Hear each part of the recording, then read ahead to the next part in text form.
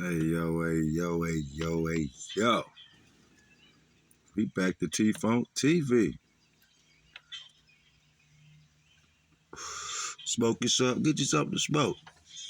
Get you some of that WOP. I took some WOP to Poland.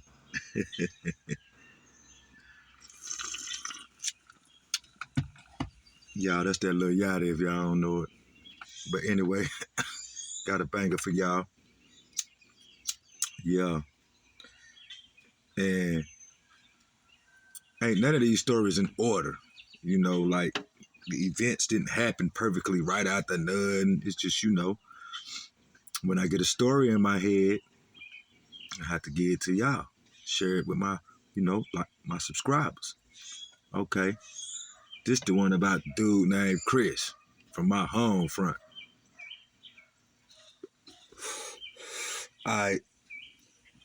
Like I said, I'm up here in Hope Correctional. That's up there in Rayford County, close to Fayetteville. All right, they got Lumberton prison camp right down the road. And my man Chris came in from Lumberton. I think he was doing like 7 years, maybe 9. He had done been in there for a little minute. So we ain't fool with each other out there in that world. But here go me again. Cause he from my home front, homeboy. I always want to be cool with him. So by me having money in my account, when he first came there, he had a little something. He told me he was getting looked at a little bit, you know what I'm saying? And it stopped. After he spent this last little bit of money, he didn't really get no more. So I was looking out for the man, Me and the man chilling, We almost doing everything together. Because we wail in Rayford County. We way from the shell. You know what I'm saying? 6 hours away from each other. We way from the shell, so, it's good to have a familiar face there with you. So, boom. Look. He coming over there every night before he go to bed. I might shoot him some little zooms and whams. Look, cheese cracker and soup. That's a power meal.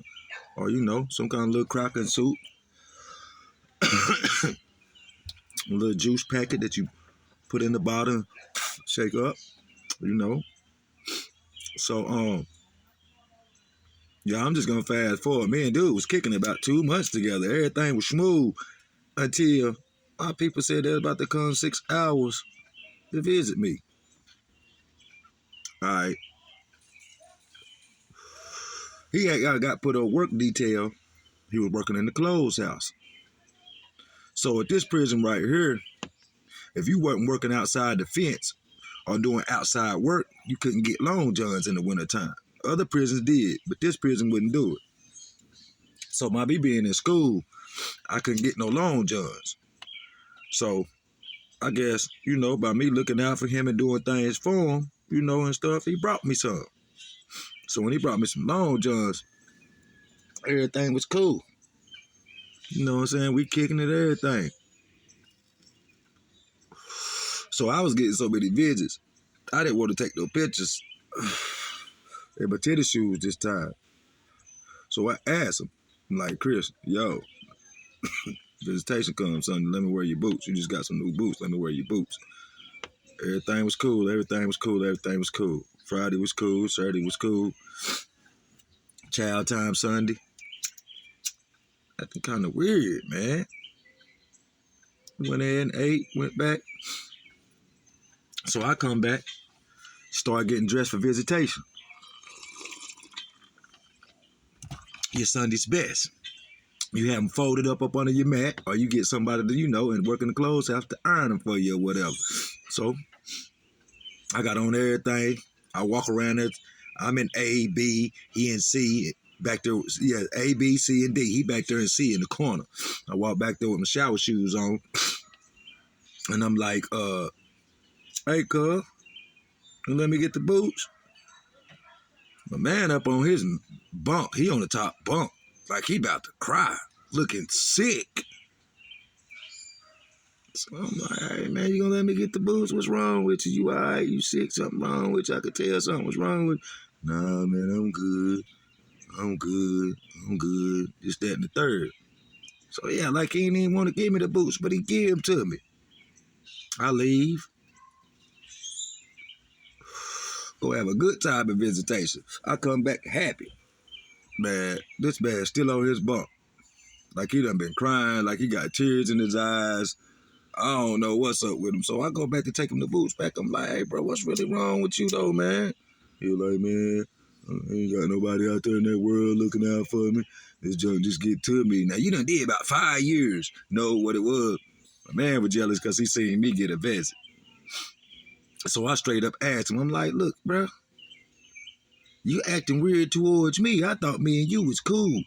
I like, bro, even if you got a problem or you feeling down or something that day, just tell me, man, I'm down. Let me know so I know to fall back. But I don't like nobody who switch up, bro. Don't change up on me because I can't trust you, bro. So I'm starting to feel in my mind like, yeah, this dude envying me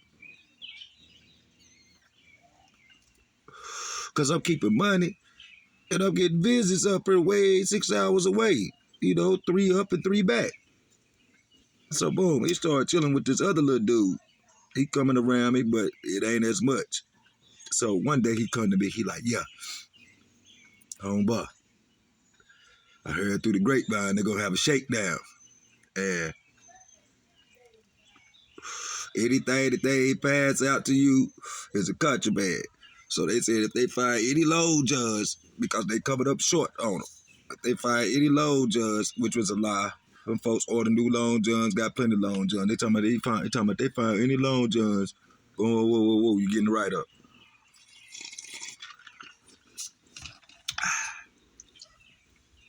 So, yeah, he talking about you getting it right up. So he came to me. I'm like, dang, I done got used to him. Now I'm sleeping in him. I'm feeling good in him, so I ain't wanting to give him up. So we just keep on talking. And I'm like, well, look, bro, I'm going to throw you this suit. My stuff for the night.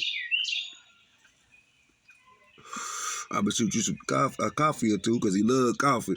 Man, just see if you can hold him off. He'll go a day or two, maybe a day. Come back to me with the same stuff. Same stuff. Same stuff. But it's cool while I'm giving him something. But when I ain't getting him nothing and he ain't got nothing, he coming back to me with that chain gang. Bro, they talking about coming through. Man, now it's done been about 2 or 3 weeks. Ain't nobody shut down nothing. Might have been about 2 or 3 weeks, y'all, going on a month. Ain't nobody shut down nothing. This when I knew he was running game.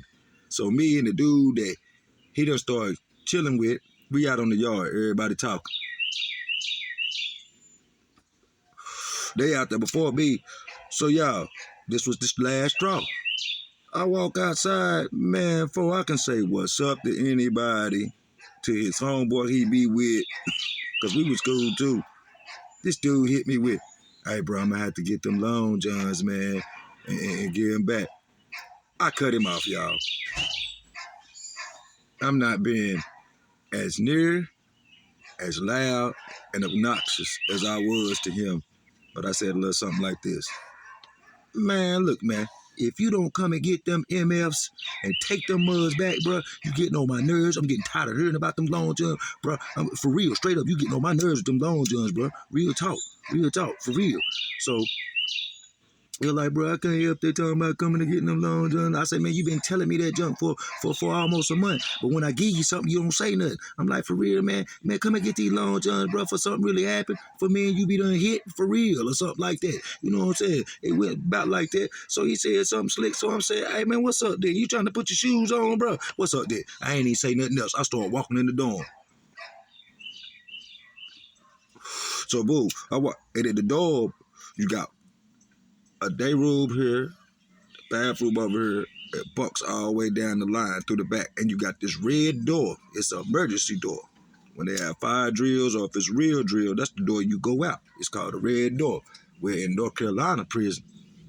If you get a bunk back there, you ain't gonna hit, bro. You might well get moved. Cause in North Carolina prison, that's where we known to go thump at. Say take it to the red door. So I almost sleep back there at the red door. So I went in, I started putting my shoes in. So now he done came in and he about a bunk length away from me. He talking. I'm like, look, man, I'm putting on my shoes. I'm like, I ain't want to talk no more. Bro, if you get close to me, you know what it is. Bro, don't get close to me. Don't get close to me. That's my word, bro. I ain't even want to talk no more. So he wasn't jumping down today. You know what I'm saying? He was saying little stuff. So I finally get my shoes on. And I'm like, what you trying to do, man? Come on, let's go on back to the red door. Dude, go. His homeboy, I told him to go up there and watch out. So by the time I come out the thing, he was right there at the edge of my bunk. And when I walked by him, I nudged him. And when I walked by him, I nudged him and walked on out. I started walking back there to the red door. And then he on some other stuff like, look, bro, I ain't even gonna let it go that far. Just give me the LONGJOHNS. I ain't even gonna let it go that far. Cause it's starting to build up a little crowd and stuff and different little people starting to come or whatever like that. So, you know what I'm saying? I went ahead, I ain't even gonna lie, cause I can't stand. And it don't make sense. I said this in my other thing. I ain't want to go to jail inside of jail. It don't make sense. But I just had to show this man I wasn't scared and that he was getting on my nerves and I know he was running game on me, man. I was tired of that, bro. I don't play that, bro. You're not going to take that from me in there. You ain't going to run game out.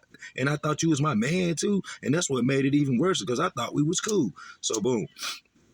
You know what I'm saying? We went ahead. We ain't even hit, bro. We was about to. He wasn't scared. We was about to. It came close. But you know what I'm saying? It got talked down. And if you done been in prison, a lot of times you would see it'll get talked down. So boom. After we ain't hit, we went on back outside. And then when I get mad like that, I just get frustrated. I want to come in and read the Bible or read something just to stay away from everybody. And that's what I did. So last child come. Boom, we go to child. He normally come up there and want to line up with me. He didn't. We in the line and stuff. Now, we stand totally away from each other. He looking at me. He smiling and shit. So, you know what I'm saying? We ain't saying each other. Last time, about the third or fourth time, looked at me, smile. I'm like, look, man. Last time we ran into each other, walking back to the thing, I'm like, bro, I ain't got no problem with you.